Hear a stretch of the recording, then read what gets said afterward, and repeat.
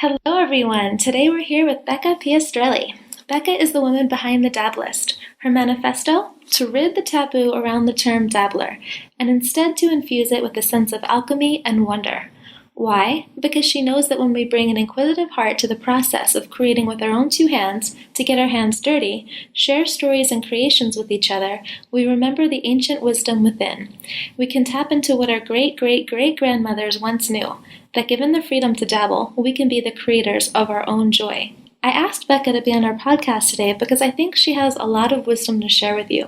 I know she's been through a lot of life changes, including leaving her stable six-figure job to work full-time on her business. And her business highlights a message that I love, which is that it's okay to play.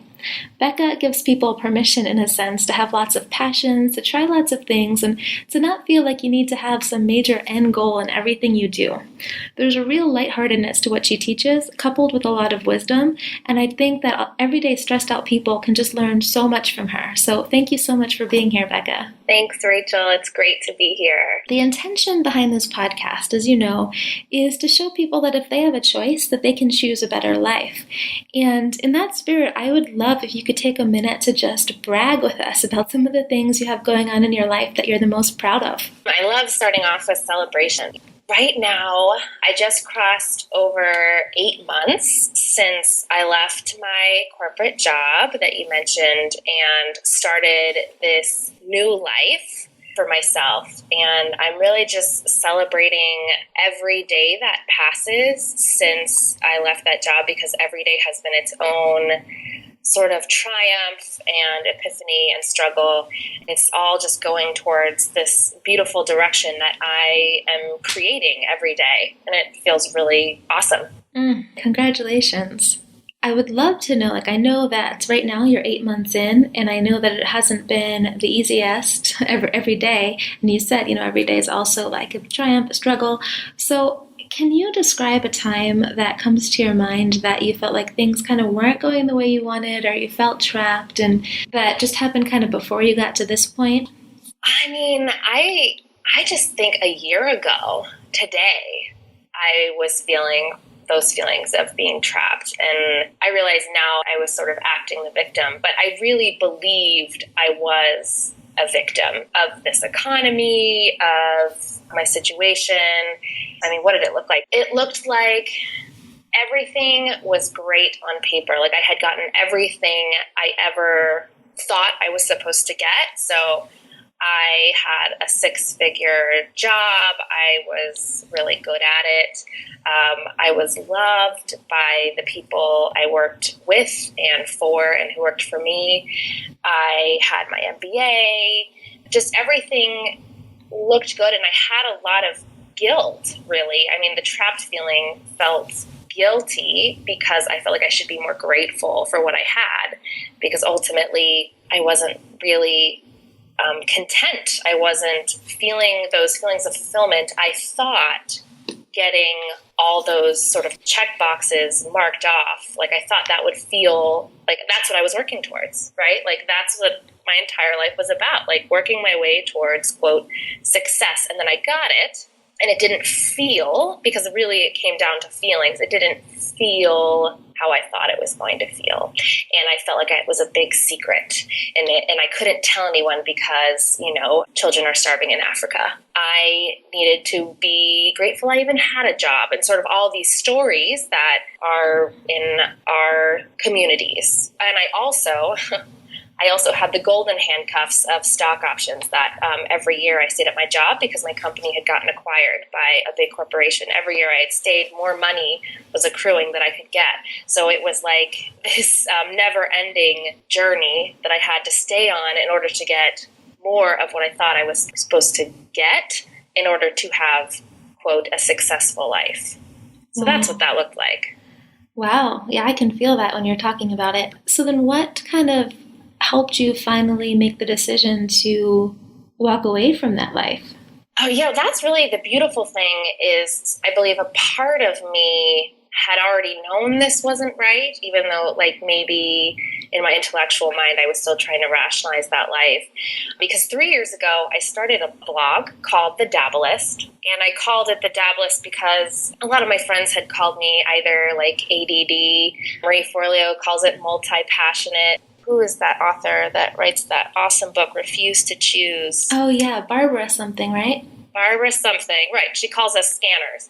There are basically people in this world, and I believe there are a lot of us, you may be one of them, Rachel, oh, yeah. That has a lot of passions in life and wants to explore those.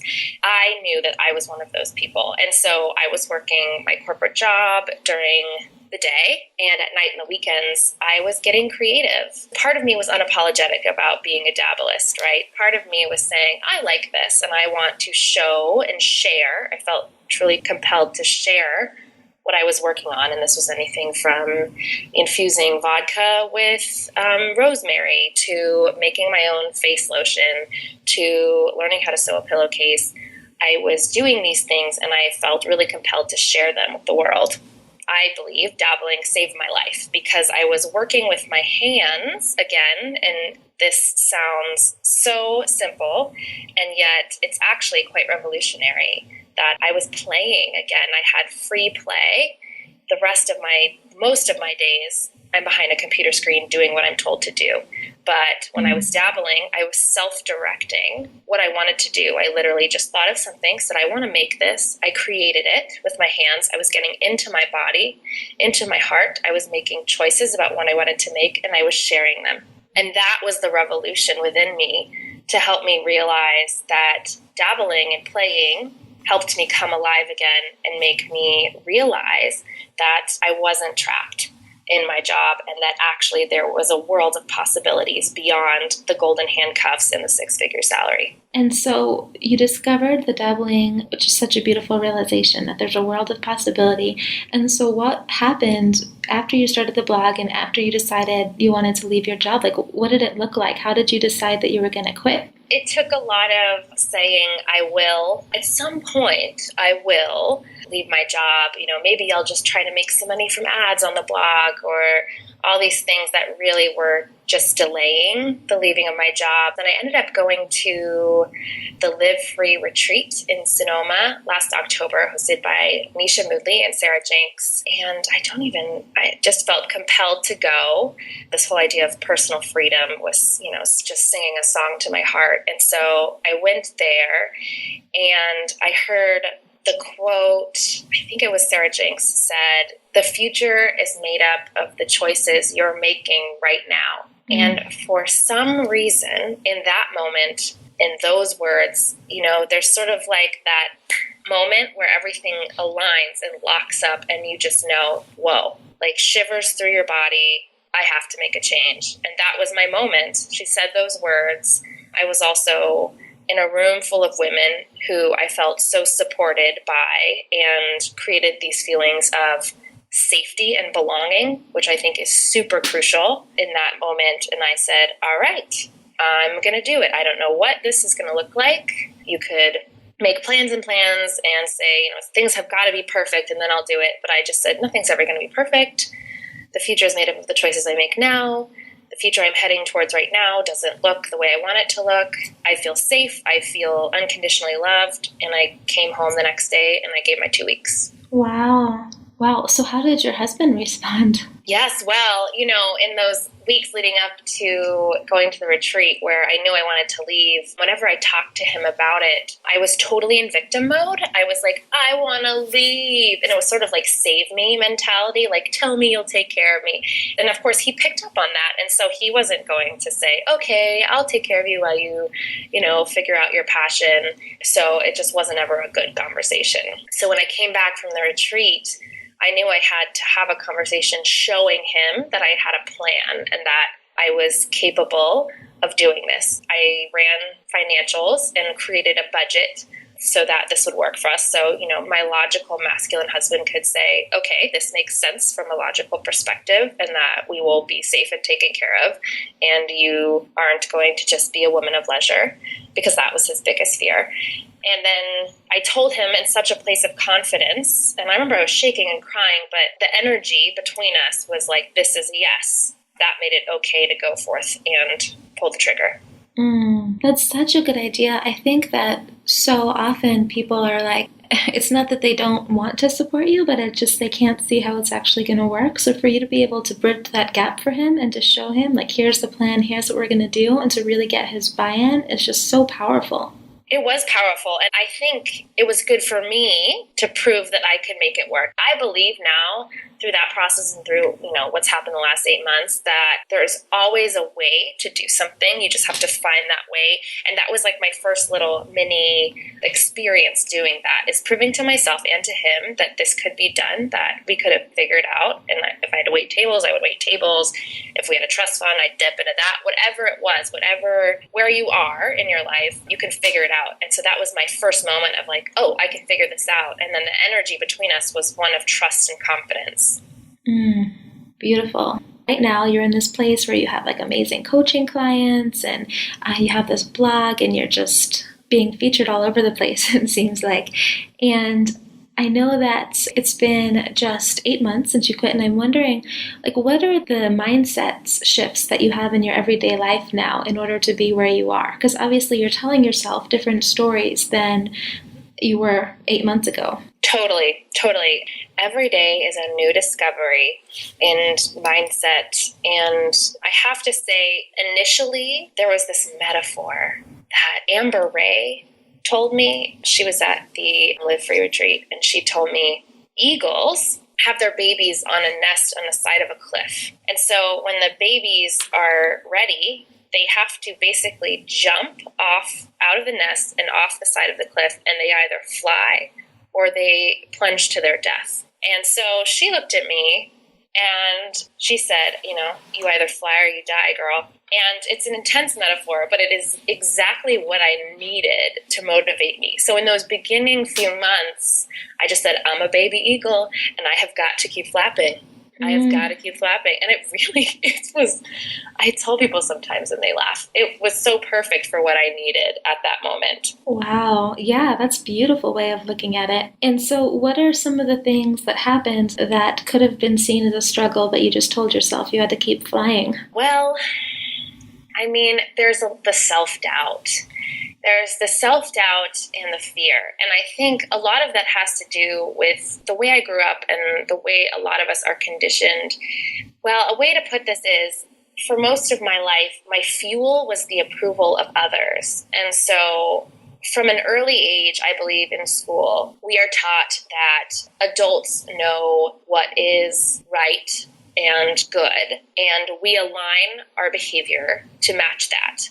That's my people-pleasing sort of way that I'm slowly unlearning, which was do what is rewarded and what is considered, quote, right. Basically conform, and you will be good and you will be right. When I took this complete 180 to my life, where I said, instead of having my reality dictated for me as I dictate my own reality, which I believe free play sort of plays into, when I started playing again and realizing I could create my own reality, I have been in the process of shedding and unlearning this whole idea of, am I doing the right thing? Is this according to the map that's laid out by successful entrepreneurs? Or does everyone do it this way that's successful? What's the blueprint? And so that self-doubt really is that little girl who just wants to get an A+ on the test. So that's a constant battle. And so that's when I tell myself, I sort of keep strengthening the muscle that is my inner compass, and relying on dear friends and colleagues who encourage me to basically keep flapping, because my path is my path and I'm in charge of it, and it is going well, and I don't need anyone to give me an A+ on my report card to tell me that. Totally. So when you're in a moment of self-doubt, you just kind of remind yourself and you reach out to your friends if you need it, and that kind of helps keep you on track? Totally. Yes. I love it. That keeps on coming up in the podcast, is people just talking about having that support system around them. Totally. There's this funny phenomenon that is, we have to do something alone, that we have to do this alone, and that asking for help is weakness. I know somehow that has been imprinted on me at some point in my life, in my 28 years. And really, no one should do anything alone. We all have to live in tribes and support each other, and one person's zone of genius can be another person's challenge point. And really, just through the support and the tribal nature of coming together, can we all find our own leadership and really find our own calling and our own joy in this world. And it's funny how it comes up as a struggle from time to time. It is really fascinating. I think it is definitely recent with like the advent of the nuclear family and how that was just invented so recently and everything. It's very fascinating to me. I'm glad it seems like we're all kind of shifting back towards community. It's great. Yes, it is. It's feeling right. Yeah, absolutely. So I'd love to hear too just a little bit more about the dabbling and just like how that's been able to make your life better. Because I've been asking people kind of what's a specific like action step that you take to make your life better, but I know one of the big ones for you is dabbling, and I just love to hear like how you feel when you're dabbling and what that looks like for you. Yeah, totally. So yes, my action steps are dabble every day, for sure. And I've actually been delving more into the science and the statistics behind dabbling and play, because just using myself as a sort of test subject, I can see how dabbling and play has informed more self-direction and contentment and pleasure in my life. And so I think there's got to be studies on this. And it turns out there are a ton of studies. I just watched this great TED Talk by Dr. Peter Gray, who studies play. He's a playologist, so to speak. He really has some astounding statistics about how over the last 50 years, there's been like a measured, continuous, linear decrease in the freedom and opportunity to play from early age through adulthood. I mean, if you look at how play as it usually looks for children right now, it's sort of on a field, they're wearing uniforms, there are adults managing or maintaining rules. And so this concept of free play, which is self-directed, has been replaced with adult-directed or authority-directed play. And so what that does is that takes away this whole idea of you can define your own future, and it creates this we are not in control of our own future. And I find this to be fascinating because, like I was talking about earlier, my fuel has been the approval of others for so long that I am sort of a product of this measured decrease in freedom and opportunity to play. And so dabbling or play or tinkering or whatever it is that we do, that we have an interest in, and that we are self-directed in doing, ignites something, I believe, like a dormant part of our brains and our hearts that teaches us how to solve problems, gives us more empathy, creativity, really more self-discovered and self-fulfilled joy so that we can move forth in the world and really discover more of what that brings up for us. And so it's an internal sense of control that really helps battle things like anxiety and depression and those feelings of being trapped and being unproductive and fatigue and all these things that happen when you lose that ability to play in your life. That's so interesting that you say that. I remember reading about depression, how one of the things is people who are depressed, it's because they experience a loss of control in their life. And so one of the best things that they can do is go and help other people and just show that, and then they get the acknowledgement from other people, and it shows that they do have some kind of reason for existence kind of thing. And so I can really see where when you're in this place where it's just like feeling like you don't have any control and then thinking, well, this would be fun to create, and then to be able to create something out of thin air, how that could really help you. It's totally empowering. And you know how I said in the last 50 years, there's been a linear decrease in freedom and opportunity to play. In that same time period, there's been an increase, 5 to 8 times increase in children suffering from an anxiety disorder. Wow. I mean, to me, that is like so points to this opportunity for us, because for children, but also for us as adults to reignite that desire internally to explore and create and play and do whatever it is that internally we desire to do in that realm, because our lives depend on it. Absolutely. So what does dabbling look like for you? Well, over the past several months, I've become really obsessed with herbal remedies and creating my own natural beauty and natural care products. And that's what it looks like right now. And some people thought maybe I was pursuing herbalism. And I said, no, I'm not an herbalist. I'm a dabblist, because that was like the season of my life, right? We all have seasons to our lives. I really dislike being defined as one type of a person. So lately it's been really about reconnecting with my body and with nature and seeing them as part of the same system and creating a beautiful face lotion or body scrub created by nature's elements that also benefits the skin, and talking about that openly in my dabbles. I think that's sort of coming to an end. And I've been really getting back into making gifts for people, and this whole idea of handmade gifts, whatever it looks like. I'm really into infusing, taking herbs and putting it into salts, or taking fruit and putting it into alcohol, or whatever it is, because I love giving gifts that I've created, and I love when people give me something that they've created. I mean, whether they sewed it or glued it or created it, there's something that's so much more meaningful in that than a piece of crap you get at the dollar bin at Target because, oh my God, I forgot to get a gift for this baby shower or whatever it is. I feel like there's less meaning and less connection in that than there is when you hand make something. Totally. And one of the things that I just so love about your message and that you were just talking about is that you're not just one specific title. Like I know even last year in New York, I was kind of doing my own version of dabbling where I was just like, first I was learning to knit. And so I was making scarves and people were saying, oh, well, you should do some information products on knitting. And then I got interested in sewing. And, oh, you're going to go on Etsy and sell stuff to sew.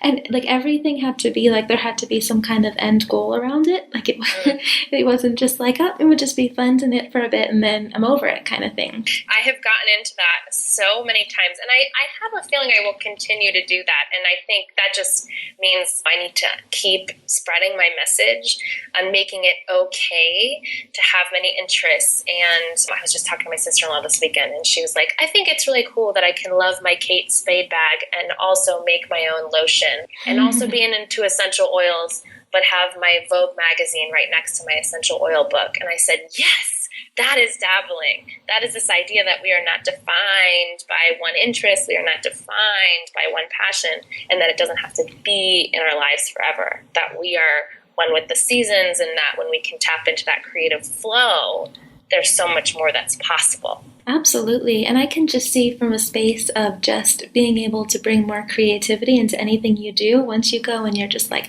working on something new and seeing what you can make out of something that you've never done before, how you can take those lessons into the other aspects of your life is just so much fun. It's just like a whole new relationship with the world. It's that self-direction piece. It's that belief that if you can create this, what else can you create? What can you create in other realms of your life? And then you can define your own future. Yeah, so I'm curious because I know how it's worked for you with the dabbling, and I know you take coaching clients and stuff. I'm curious, like with clients or maybe even just people that you've talked to, like how have you seen people's lives change through the dabbling? Usually it starts with one of my dabbles I put up on my site. Like, for instance, I make an herbal tea made entirely out of dried flower petals. And so the beauty and the whimsy of that dabble draws in women who then just try it. One little small thing, it takes them, an hour out of their Sunday afternoon. They create it. Oh my gosh, I'm able to create this.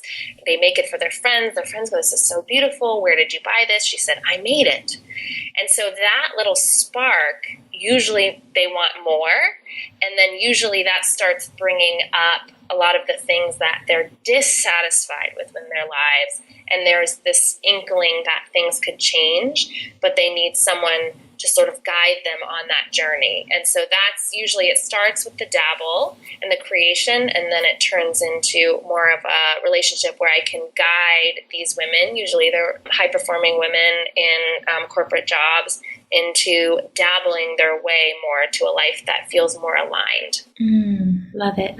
So I'd love to know now, you've come so far with what you're doing, and I'd love to know just what your life is looking like today. You've told us some things that you're proud of, and for the people who are listening, I'd also, I want them to know that just constantly, making choices to make your life better and better, it doesn't ever really stop.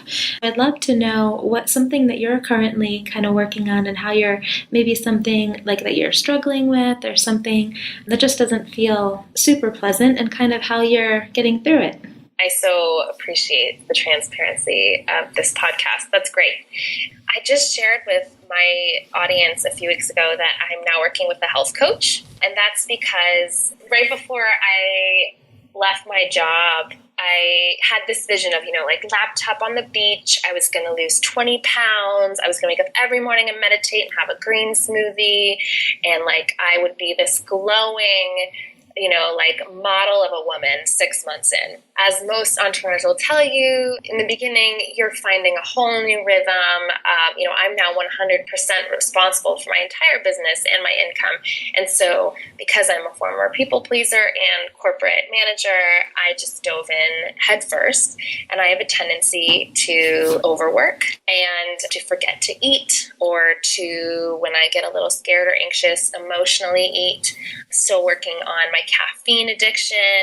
And I openly share this with my audience because I totally believe in talking about what you're struggling with, and that when you share that, your community can come and support you and give you tips and experience that unconditional love that I believe really supports transformation. So I finally am working with a health coach I've been wanting to for a long time, and we're really working on more body love, loving the body I'm in no matter what she looks like or feels like, and seeing her as an animal, and then being really gentle with her, and then also having the flow of my work day, really honoring her more and not pushing in that masculine way of just push through, work till 3 a.m., you can sleep when you're dead mentality that has also been imprinted in me. I come from the startup tech world in San Francisco, very masculine, lots of programmers, lots of work hard, play hard, and really that wasn't serving my body.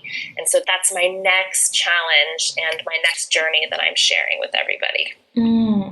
And how's that been working so far? It goes well, and then I have a little regression, a little moment of regression, and I'm learning to not see that as a failure, but see that as be curious about why that happened. Usually it has to do with feeling anxious about something. Maybe I'm feeling a little fearful about this next step I'm taking in my business, or I'm just plain tired. A lot of the time, I just need to take a nap, or I just need to stop working, close the laptop, and go to bed. Otherwise, I'm going to eat a cookie or 10. And so it's touch and go, but it's really just about loving myself throughout the whole process and being gentle. Yeah, I love what you said about just being curious about it. So instead of shaming yourself or making yourself wrong, just I wonder why this is here. It just then becomes such a more lighthearted process of being able to grow yourself. Yes. Yes, it's a practice, definitely. Totally. And it sounds like I love just how free you were about, touch and go. Sometimes I'll get ahead, then I'll take a step back. And it didn't sound like you were making yourself wrong about it at all, which I think is just so helpful. And I'd love to know, a lot of people listening right now, they might be feeling inspired by you, but still kind of scared to make changes in their own life. And so I'd love to know, what advice would you give them? The best advice I ever got when I desired huge change and transformation in my life is to start small. And so I would say, think about this next week and just make one little shift. What is one thing that every time you do it or you encounter it, it makes you feel contracted, it makes you feel icky, and how can you transform that? So is that a friend or an acquaintance that every time you talk to her, you feel icky? Maybe you can talk to her over email instead, or avoid talking to that person. Or every time you have an iced coffee at 3 p.m., this happened to me all the time before, every time you have an iced coffee at 3 p.m. because all your coworkers are going for a coffee break, then you have the jitters for the rest of the day. So instead of getting an iced coffee, just get some iced water with lemon and walk around with that. It sounds so small, but those small little moments where you make another choice just empowers you to make another one of those choices again the next day. It's beautiful. Have you ever read the book The Slight Edge? No, I've never heard of it. Oh, it is such an awesome book. It talks about, and listeners, when you're listening, we'll have all these in the show notes if you want to check it out. But it's a great book because it just talks about the power of incremental little movement. And the guy who writes the book is like this major, I don't remember exactly what his title is, but he's very like far ahead in his company. And he talks about all these things that he's able to accomplish because he just commits to a little something every day. It's all about these decisions that are easy to make or easy not to make. So basically, like, you can easily grab that piece of chocolate because it's just a small little piece of chocolate. But every day, eating chocolate a little bit every day, it adds up. But the same way, like if you don't eat it, then that adds up to having a healthier and healthier body over time. And so just everything accumulates. Yeah, there's another great book called The Power of Habit, which talks about that too. And I really like talking about that when you look at it as your brain, as reprogramming it. Small changes add up, and I go, ugh, I know, like, obviously I know, but still I wasn't doing it. And when I can think about it as, okay, well, your brain is going to want to find habit because it's a beautiful machine that automates for your survival. And so if you can make those small incremental changes, you are literally rewiring neural pathways towards a new reality. And so that's how the transformation in life works. I mean, that's really how dabbling works too. It's giving your brain another possibility to rewire it, and then the shifts happen. Yeah, that's exactly when you were saying that. I was thinking about the dabbling and just how much, I mean, you can go in and take these new things that you learn and take those new patterns and then bring them into other things. And I'm just thinking, like, the exponential, the more you dabble, the more, like, your creativity will get higher and higher. It's just incredible to think about. Oh, yeah. I mean, I remember, okay, I have one client in December. I was talking to her before she was a client, but she was following me, and she said, I really like your lip balm. I think I might try to make it, but I'd rather just buy it from you. And I said, okay, I will get you the ingredients. Just try to make it. So then in February, she made the lip balm. By March, she had made 50 different products and started making her own makeup. I didn't teach her how to do this. She made it herself. And now she's one of my coaching clients, and she's like printing her own labels and giving handmade gifts. And she quit her job and she's starting all over again. And that's how it works. It's just a snowball effect. Wow. Yeah. That's wild. That is such a fast change. Mm-hmm. It's amazing what's possible if you just start. I think that a lot of people listening to this are just going to really resonate with what you're saying and really get a lot from this. So thank you so much for being here. And I'd love if you can let people know where they can go to find out more about you. Yeah, so you can find me on the dabblist.com. That's THEDABBLIST.com. Fabulous. And this will also be in the show notes, so you can always just click through to Becca's site that way too. So this has been awesome, Becca. Thank you again for your time and for just speaking.